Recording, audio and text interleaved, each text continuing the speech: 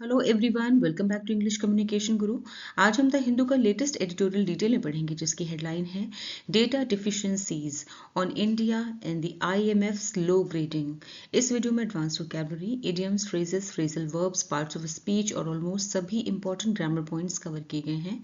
Article को अच्छे से समझने के लिए वीडियो को एंड तक जरूर देखिए, क्योंकि वीडियो के एंड में एग्जाम प्रैक्टिस के लिए एक्सरसाइजेस विद सोल्यूशन दी गई हैं। तो आइए स्टार्ट करते हैं। तो सबसे पहले समझते हैं एडिटोरियल की हेडलाइन को। डेटा डिफिशिएंसीज, डेटा मीन्स आंकड़े और डिफिशिएंसीज मीन्स कमी, शॉर्टकमिंग्स। ठीक है, तो आंकड़ों से जुड़ी कमियां, इसका मतलब है डेटा डिफिशिएंसीज, आंकड़ों से जुड़ी कमियां। अभी किस बारे में बात हो रही है, आगे समझते हैं। ऑन इंडिया, ये आर्टिकल, ये एडिटोरियल किस पर है, भारत पर। और द आईएमएफ, आईएमएफ क्या है, इंटरनेशनल मॉनेटरी फंड, अंतर्राष्ट्रीय मुद्रा कोष, अपोस्ट्रोफी एस, यानी कि आईएमएफ की लो ग्रेडिंग पर है। लो ग्रेडिंग, जो आईएमएफ ने भारत को लो ग्रेडिंग दी है, ग्रेडिंग मतलब मूल्यांकन किया, उसका लो मूल्यांकन किया, लो मतलब निम्न स्तर का, निम्न मूल्यांकन किया, यानी नीचे दर्जे पे रखा है भारत को, उसके बारे में है ये। ठीक है, तो यहाँ पे समझते हैं कि आईएमएफ क्या है। आईएमएफ एक इंटरनेशनल संस्था है जो देशों को आर्थिक सहायता, लोन और नीतिगत यानी कि पॉलिसी से रिलेटेड सलाह देती है, जिससे उनकी अर्थव्यवस्था यानी इकोनॉमी स्टेबल यानी स्थिर रह सके, अर्थव्यवस्था स्थिर रह सके यानी कि इकोनॉमी स्टेबल रह सके। ठीक है, तो यहाँ पे समझिए, इस हेडलाइन का मतलब समझिए कि जो भारत के राष्ट्रीय आर्थिक डेटा है उसमें कुछ कमियां या कमजोरियां हैं, जिनके कारण आईएमएफ यानी कि अंतर्राष्ट्रीय मुद्रा कोष ने भारत को कम ग्रेड दिया है। इस हेडलाइन का ये मतलब है। ठीक है, अब इसकी फुल ट्रांसलेशन देखते हैं। आंकड़ों से जुड़ी कमियां, भारत और आईएमएफ की निम्न ग्रेडिंग, यानी कि आंकड़ों से जुड़ी कुछ कमियां थी जिनकी वजह से आईएमएफ ने भारत को निम्न ग्रेडिंग यानी कि लो ग्रेडिंग दी है। ठीक है, अब इसकी सब हेडिंग समझते हैं। IMF's low grading shows how damaging delays in data upgrades can be. IMF's low grading मतलब मूल्यांकन, ग्रेडिंग मीन्स मूल्यांकन। IMF की जो लो ग्रेडिंग है, निम्न मूल्यांकन है, शोज मतलब दिखाती है, वर्ब है यहाँ पर, ये दिखाती है, हाउ डैमेजिंग कि कितना नुकसानदायक हो सकती है, कैन बी मतलब हो सकती है, डैमेजिंग मीन्स नुकसानदायक, हानिकारक, हार्मफुल, कि कितना हानिकारक हो सकता है। डिलेज, डिलेज मतलब देरी, पोस्टपोनमेंट इन डेटा अपग्रेड्स, अपग्रेड्स मीन सुधार, डेटा में सुधार करने में देरी कितनी नुकसानदायक हो सकती है। तो आईएमएफ की लो ग्रेडिंग दिखाती है कि डेटा अपग्रेड में देरी कितनी नुकसानदायक हो सकती है, या कह सकते हैं कि आंकड़ों में यानी डेटा में समय पर सुधार ना होने से कितना नुकसान हो सकता है। ठीक है, तो उसकी फुल ट्रांसलेशन, आईएमएफ की निम्न ग्रेडिंग दर्शाती है या दिखाती है कि डेटा अपग्रेड में देरी कितनी हानिकारक हो सकती है। तो आइए आर्टिकल रीड करते हैं। The IMF C grade for India's national accounts statistics should be a matter of concern for India, which has a reasonably robust data collection and analysis apparatus in place. A C grade is the second lowest there is and implies that there are some issues with the data that impede the adequate surveillance of the economy. A matter of concern एक phrase है which means चिंता का विषय। In place भी एक phrase है which means स्थापित या मौजूद। रोबस्ट मीन्स मजबूत, स्ट्रॉन्ग। स्टैटिस्टिक्स आंकड़े, डेटा। एपरेटस मीन्स व्यवस्था, सिस्टम। रीजनेबली काफ़ी हद तक, पर्याप्त रूप से। फेयरली। इम्प्लाइज मीन्स संकेत करना, इशारा करना, या फिर इसका मतलब है सजेस्ट। इम्पीड्स मतलब रोकना, बाधा डालना, हिंडर। एडिक्वेट पर्याप्त या ठीक तरह से, सफिशिएंट। सर्विलेंस मीन्स निगरानी, मॉनिटरिंग। इकोनॉमी अर्थव्यवस्था, market. The IMF C grade, IMF ने जो C ग्रेड दिया है इंडिया को, फॉर इंडियाज भारत के नेशनल अकाउंट्स, भारत के राष्ट्रीय लेखा आंकड़ों को, अकाउंट्स मतलब लेखा कह सकते हैं या फिर खाते बोल सकते हैं, तो राष्ट्रीय खातों के आंकड़ों को जो C ग्रेड दिया गया है, शुड बी होना चाहिए, अ मैटर ऑफ कंसर्न एक चिंता का विषय होना चाहिए, फॉर इंडिया भारत के लिए। तो भारत के राष्ट्रीय खातों के आंकड़ों को IMF द्वारा दिया गया C ग्रेड भारत के लिए चिंता की बात होना चाहिए। विच हैज़ जिसके पास है, विच मतलब यहाँ इंडिया की बात हो रही कि भारत के पास है, हैज़ अ रीजनेबली मीन्स पर्याप्त रूप से, जिसके पास पर्याप्त रूप से। रोबस्ट मीन्स मजबूत, डेटा कलेक्शन डेटा इकट्ठा करने वाला, मजबूत डेटा इकट्ठा करने वाला। एंड एनालिसिस मीन्स विश्लेषण करने वाला, एपरेटस इन प्लेस मतलब मौजूद है, एपरेटस मीन्स व्यवस्था या तंत्र, ठीक है। तो जिसके पास यानी भारत के पास डेटा इकट्ठा करने और उसका विश्लेषण करने की एक काफी मजबूत व्यवस्था या तंत्र मौजूद है, इन प्लेस मतलब मौजूद है, ठीक है। अ सी ग्रेड जो सी ग्रेड है वो इज द सेकंड लोवेस्ट है, यानी सी ग्रेड दूसरा सबसे कम ग्रेड है, और ये इम्प्लाई करता है यानी संकेत देता है, इसका मतलब है that there are some issues कि यहाँ पे कुछ समस्याएं हैं विद द डेटा, आंकड़ों के साथ। यहाँ पर ये संकेत देता है कि कुछ ऐसे मुद्दे हैं या फिर आंकड़ों में कुछ ऐसी समस्याएं हैं दैट इम्पीड जो कि बाधा डालती हैं, रोकती हैं द एडिक्वेट सर्विलांस पर्याप्त या ठीक तरह से निगरानी करने से रोकती हैं ऑफ द इकोनॉमी, अर्थव्यवस्था की ठीक तरह से निगरानी करने में बाधा डालते हैं, यानी और ये संकेत देता है, इम्प्लाइज में यहाँ पे सिंपल प्रेजेंट टेंस है, ठीक है। और ये संकेत देता है कि कुछ ऐसे मुद्दे हैं जो अर्थव्यवस्था यानी इकोनॉमी को ठीक तरह से निगरानी करने में बाधा डालते हैं या फिर रोकते हैं, ठीक है। अब इसकी फुल ट्रांसलेशन, भारत के राष्ट्रीय खातों के आंकड़ों को आईएमएफ द्वारा दिया गया सी ग्रेड भारत के लिए चिंता की बात होनी चाहिए, जबकि देश के पास डेटा इकट्ठा करने और उसका विश्लेषण करने की काफी मजबूत व्यवस्था यानी तंत्र मौजूद है। सी ग्रेड दूसरा सबसे कम ग्रेड है और ये संकेत देता है कि कुछ ऐसे मुद्दे हैं कुछ ऐसी समस्याएं हैं, आंकड़ों में कुछ ऐसी समस्याएं हैं जो अर्थव्यवस्था की ठीक तरह से निगरानी करने में बाधा डालते हैं। National accounts not only include zoomed out macro indicators such as GDP and GVA, but also sectoral metrics and measures of investment levels, consumer spending, and of particular interest right now, how exports are doing. Issues with these metrics therefore impede effective and targeted policy making. National accounts means राष्ट्रीय लेखा, national statistics. Zoomed out means व्यापक दृष्टि वाला यानी बड़े पैमाने पर, broad. Macro indicators व्यापक सूचक, मेजर इंडिकेटर्स. सेक्टोरल मीन्स क्षेत्रीय, industry wise.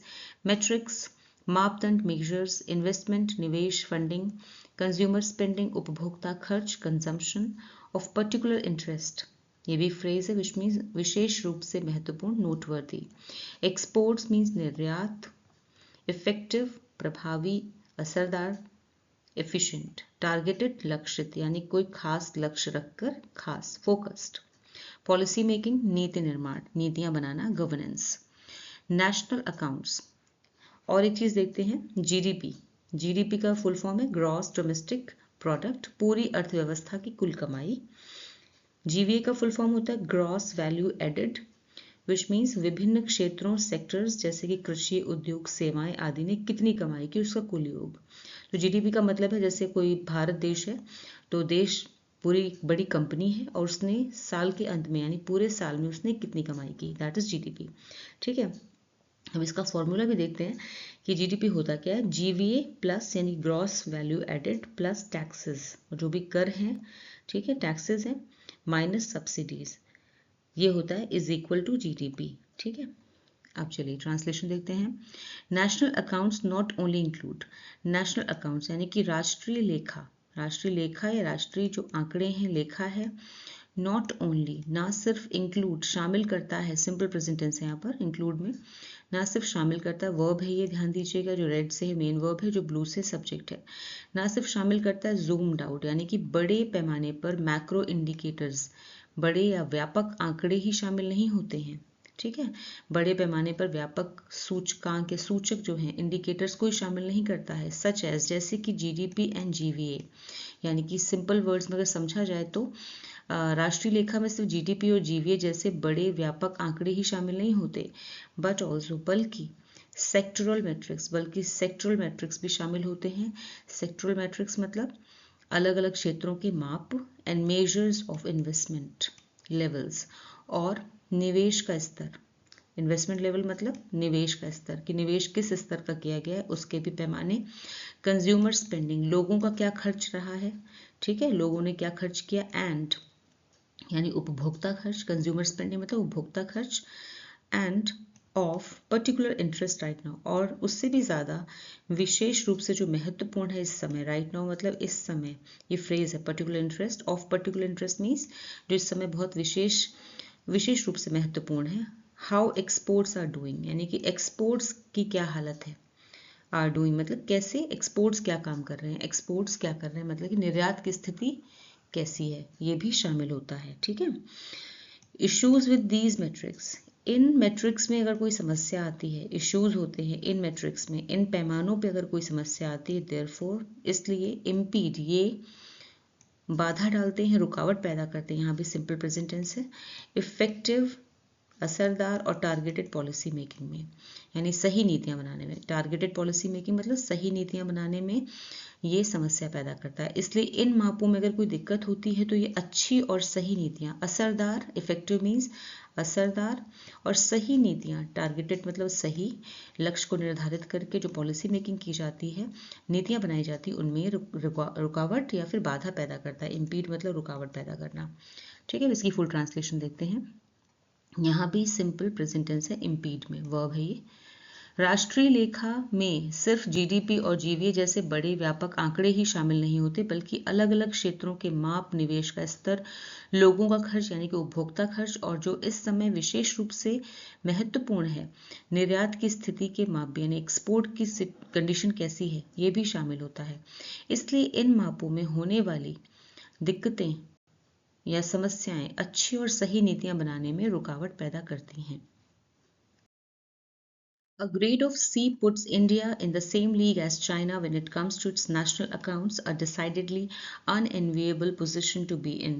The IMF's main problem with the national accounts data, that its base year of 2011 to 12 is very outdated, has been pointed out time and again. Outdated data is a problem India has been grappling with for a while now. Decidedly means निश्चित रूप से, definitely, unenviable means अप्रिय, अवांछित, नापसंद, undesirable. Position means स्थिति, status, problem, समस्या, issue. Outdated पुराना, obsolete. Pointed out phrasal verb है which means इंगित किया, इशारा करना, indicate. Time and again एक phrase है which means bar bar, repeatedly. Grappling with भी एक phrase है which means जूझना, struggling with. Base year ये भी एक true economic term है जिसका मतलब है आधार वर्ष, reference year. For a while means कुछ समय के लिए, for some time, temporarily.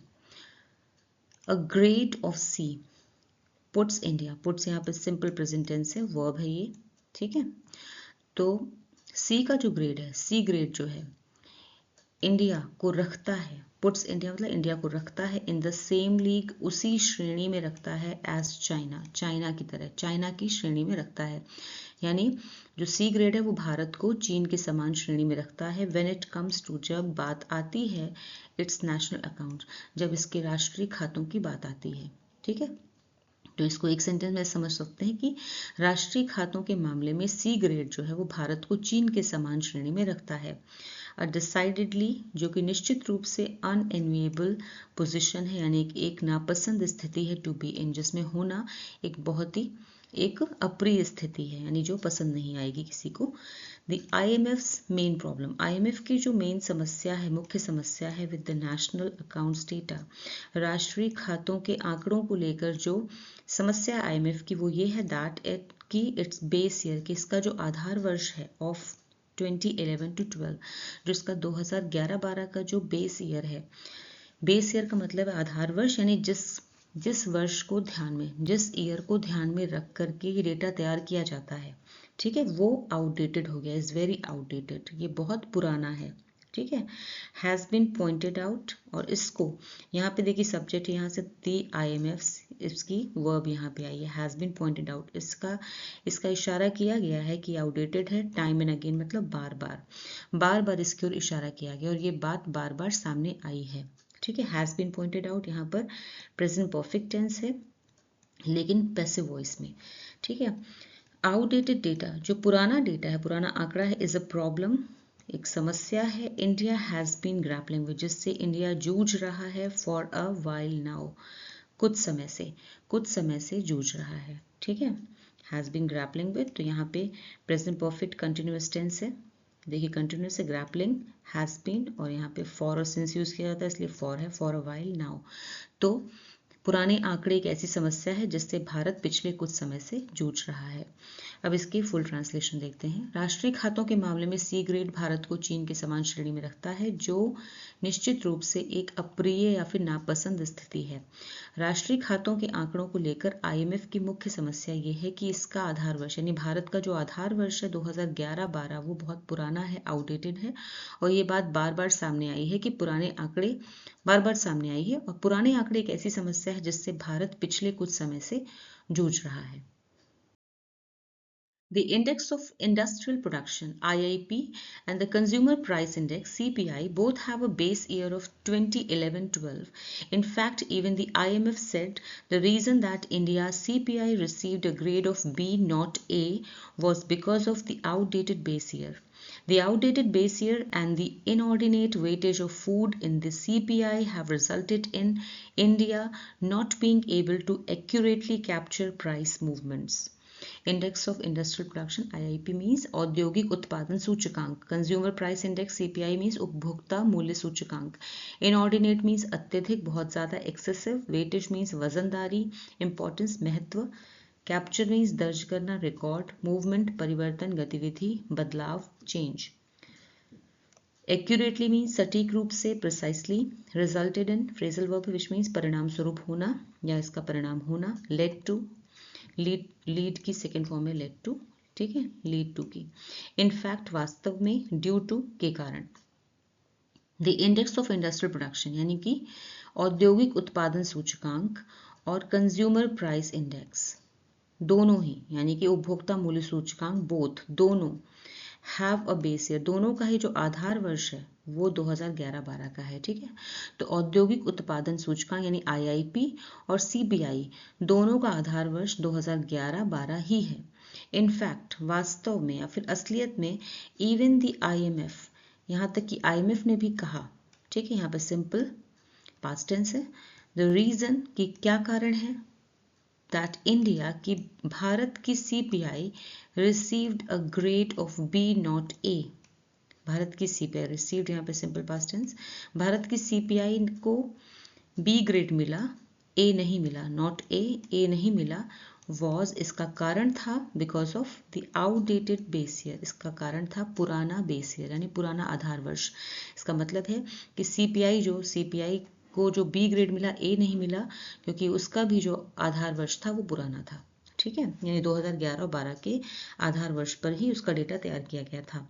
The outdated base year, जो पुराना बेस ईयर है, पुराना आधार वर्ष है, एंड द इनऑर्डिनेट वेटेज, और बहुत ज़्यादा वेटेज दिया गया है, महत्व दिया गया है, ऑफ फूड, खाने पर दिया गया है, खाने यानी खाद्य वस्तुओं पर जो बहुत ज़्यादा महत्व दिया गया है इन द CPI में यानी कंज्यूमर प्राइस इंडेक्स में जो बहुत ज़्यादा वेटेज है वो खाने को दिया गया है। और साथ में दूसरा है आउटडेटेड बेस ईयर यानी पुराना बेस ईयर, ये दोनों ही इनकी वजह से ये परिणाम आया, हैव रिजल्टेड इन, यहाँ प्रेजेंट परफेक्ट टेंस है, ये परिणाम आया है इंडिया कि भारत जो है इसका ये परिणाम हुआ है कि भारत जो है नॉट बीइंग एबल टू, वो नहीं कर पाया है, टू एक्यूरेटली, सटीक तरीके से, कैप्चर मीन्स दर्ज, प्राइस मूवमेंट्स मतलब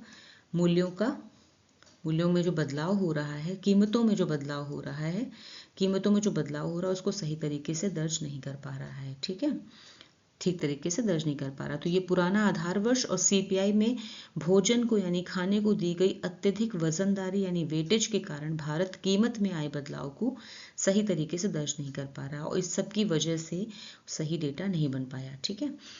अब इसकी फुल ट्रांसलेशन देखते हैं।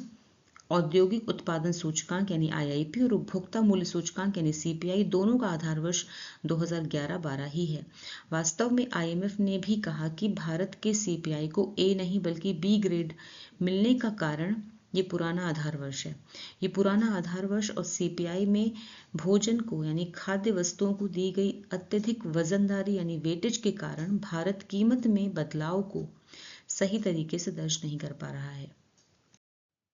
Consequently, the RBI's monetary policy is also impaired. Perhaps the biggest issue with the national accounts statistics in India, and the area that requires the most attention, is the inability to accurately capture the informal sector.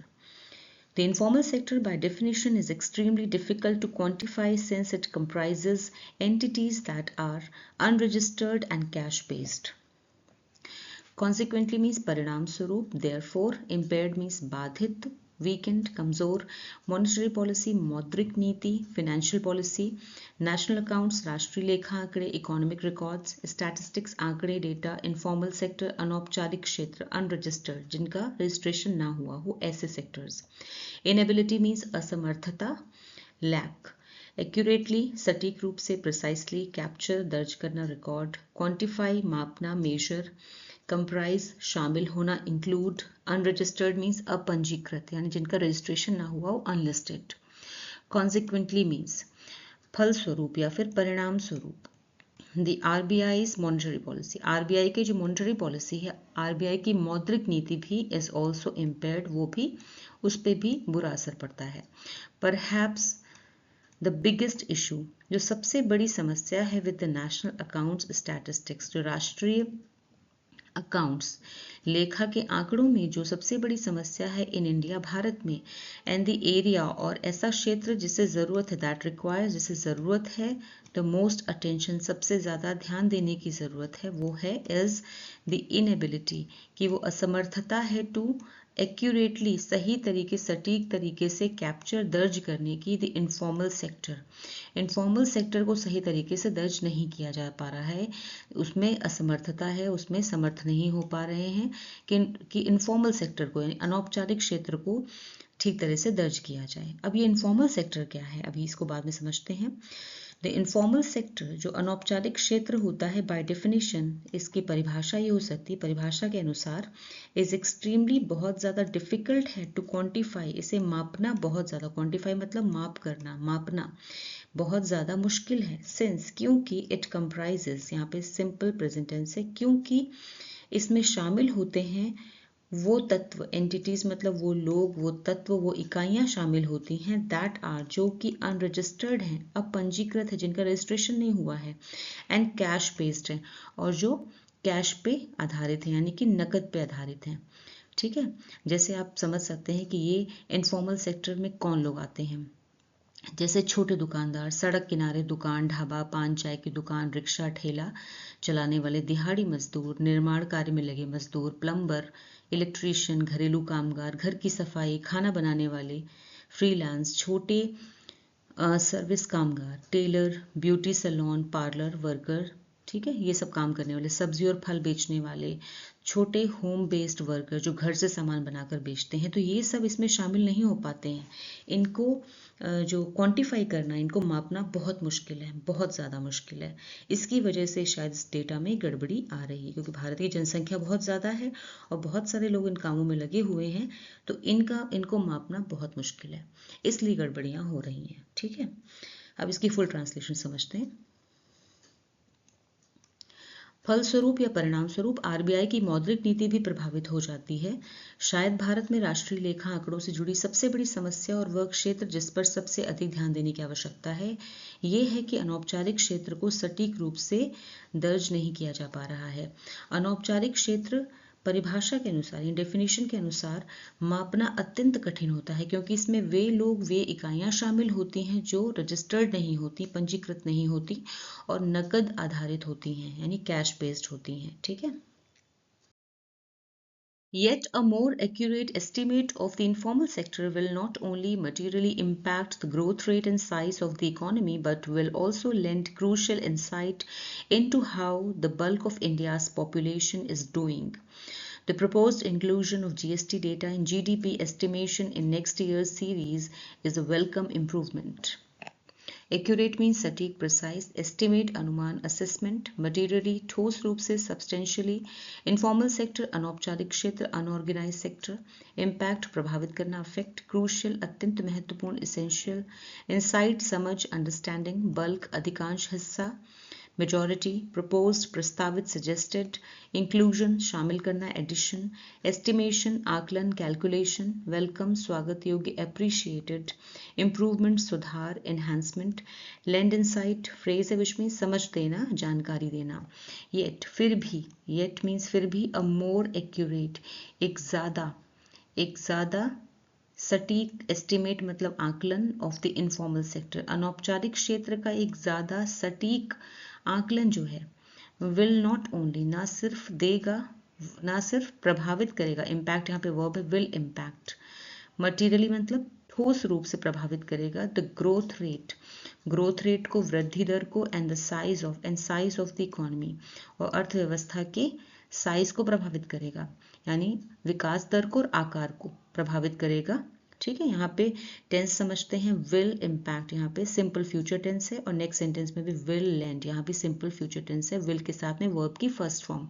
ठीक है, फिर भी अनौपचारिक क्षेत्र का अधिक सटीक अनुमान, एस्टिमेट मतलब अनुमान, न केवल अर्थव्यवस्था की विकास दर और आकार को यानी साइज को वास्तविक रूप से ठोस रूप से प्रभावित करेगा, बट ऑल्सो बल्कि विल लेंड यानी देगा, क्रूशल इंसाइट महत्वपूर्ण समझ देगा, बहुत ज़रूरी समझ देगा, इंसाइट मतलब समझ, क्रूशल मीन ज़रूरी समझ देगा, into how the bulk of India's population कि भारत की जनसंख्या का जो बहुत बड़ा हिस्सा है, बल्क मतलब बहुत बड़ा हिस्सा, bulk of India's population Bharat की जनसंख्या का जो बहुत बड़ा हिस्सा है, is doing, how is doing यानी कैसे काम कर रहा है। ठीक है, कैसे काम कर रहा है या फिर कैसी स्थिति में है, कैसी हालत में है, तो ये भी बताएगा, ये भी समझ देगा कि भारत की अधिकांश आबादी कैसी स्थिति में है। The proposed inclusion of GST data, proposed मतलब प्रस्तावित, प्रस्तावित, इंक्लूजन शामिल करने का, ऑफ जीएसटी डेटा को शामिल करने का प्रस्तावित जो कदम है इन जीडीपी में शामिल करने का जो प्रस्तावित कदम है, एस्टिमेशन, जीडीपी आकलन में, अनुमान में। ठीक है, इन नेक्स्ट ईयर्स अगले साल की श्रृंखला में, सीरीज में, अगले वर्ष की जीडीपी श्रृंखला में जीएसटी डेटा को शामिल करने का जो प्रस्ताव है, ठीक है, इज अ वेलकम मतलब स्वागत करने लायक इम्प्रूवमेंट है, स्वागत करने लायक सुधार है। ऑलराइट, तो वेलकम इम्प्रूवमेंट है, स्वागत करने लायक सुधार है। अब इसकी फुल ट्रांसलेशन देखते हैं। फिर भी अनौपचारिक क्षेत्र का अधिक सटीक अनुमान न केवल अर्थव्यवस्था की विकास दर और आकार को वास्तविक रूप से प्रभावित करेगा, बल्कि ये भी बताएगा कि भारत की अधिकांश आबादी किस स्थिति में है, कैसी स्थिति में है। अगले वर्ष की जीडीपी श्रृंखला में जीएसटी डेटा को शामिल करने का प्रस्तावित कदम एक स्वागत करने लायक या स्वागत योग्य सुधार है। यहाँ पर कुछ मल्टीपल चॉइस क्वेश्चंस हैं। तो पहला क्वेश्चन सबसे पहले करते हैं साथ में, the overall tone of the article is, article की, इस लेख की, इस एडिटोरियल की ओवरऑल टोन कैसी है, यानी कि कुल मिला के टोन कैसी है। ठीक है, सेलिब्रेटरी है, एनालिटिकल एंड कॉशनरी है, aggressively critical, informal and conversational. तो सेलिब्रेटरी का मतलब होता है, सेलिब्रेटरी का मतलब है उत्सव या जश्न मनाने जैसी। और एनालिटिकल एंड कॉशनरी का मतलब है विश्लेषणात्मक और सावधानीपूर्ण। ठीक है, सी है एग्रेसिवली क्रिटिकल, जिसका मतलब है तीखे रूप से आलोचना करना, आलोचनात्मक। इनफॉर्मल एंड कन्वर्सेशनल का मतलब है अनौपचारिक और बातचीत जैसा। तो आपको कैसा लगता है? मुझे लग रहा है कि it's be, analytical and cautionary. ठीक है ना, क्योंकि विश्लेषणात्मक है और कॉशनरी है, यानी सावधानी बरतने के लिए एडिटर कह रहा है एडिटोरियल में कि भारत को सावधानी बरतनी चाहिए डेटा, आंकड़ों को संभालने में। ठीक है, अब दूसरा क्वेश्चन देखते हैं। The author's attitude towards India's outdated statistical base year is, यानी कि भारत के पुराने सांख्यिकी आधार वर्ष के प्रति लेखक का रुख क्या है, एटीट्यूड क्या है, रवैया कैसा है। ठीक है, तो ए है इंडिफरेंट यानी उदासीनता से भरा हुआ, बी है उदासीनता मतलब कि उसे फर्क नहीं पड़ता कि क्या हो रहा है क्या नहीं। ठीक है, बी है अप्रिशिएटिव यानी कि तारीफ करने लायक, सराहनापूर्ण, तारीफ करता हुआ। सी है कंसर्न मतलब चिंतित, परेशान। ह्यूमरस, डी है ह्यूमरस मीन्स हास्यपूर्ण। तो इंडिफरेंट तो नहीं है, ठीक है ना, क्योंकि ऑथर का अपना एक रवैया है इसमें। और दूसरा बी अप्रिशिएटिव यानी कि सराहनापूर्ण नहीं, सराहनापूर्ण भी नहीं है। सी कंसर्न्ड, कंसर्न्ड है क्योंकि चिंतित है वो चिंतित है कि जो भी ये भारत को जो ये ग्रेडिंग मिली है उसको लेकर वो चिंतित है और इसमें सुधार होने चाहिए। ठीक है, तो एडिटर का जो रवैया है वो कंसर्न्ड है, चिंतित है। ह्यूमरस भी नहीं होगा, ह्यूमरस तो बिल्कुल भी नहीं है। ठीक है, तो इस तरह से क्वेश्चंस हमने सॉल्व किए। आगे क्वेश्चंस आप सॉल्व कीजिए और आंसर्स आपको आगे मिल जाएंगे।